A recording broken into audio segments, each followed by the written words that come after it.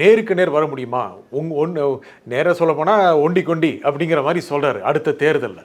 அது அந்த மாதிரி சவால் விடலாமா? இல்லை, விடலாம். அரசியலில் வந்து சவால் விடுவது வந்து திராவிட முன்னேற்ற கழகம் நமக்கு பயிற்றுவித்த ஒரு பாடம். திராவிட முன்னேற்ற கழகத்தை பொறுத்தவரை வந்து நம்ம வந்து அண்ணாவினுடைய தென்றல் போன்ற பேச்சுக்களெல்லாம் கேட்டு வளர்ந்தவங்க நாங்கள், எழுத்துக்களை எல்லாம் பார்த்து பரவசப்பட்டவங்க நாங்கள். ஆனால் அதே சமயம் கலைஞருடைய பேச்சுக்களும் எழுத்துக்களும் எங்களை வந்து கூர்மைப்படுத்தி காங்கிரஸையோ அல்லது இந்தி திணிப்பாளர்களையோ எதிர்த்து வந்து ஒரு கிளப்பி விட்டுச்சு.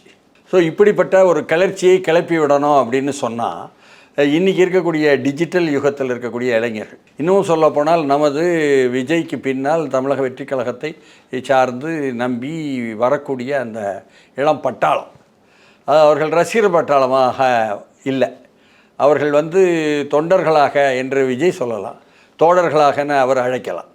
ஆனால் வந்து அவர்கள் வந்து ஒரு போர்க்குரல் எழுப்பக்கூடிய இளம் பட்டாளம் போல தான் தென்படுது.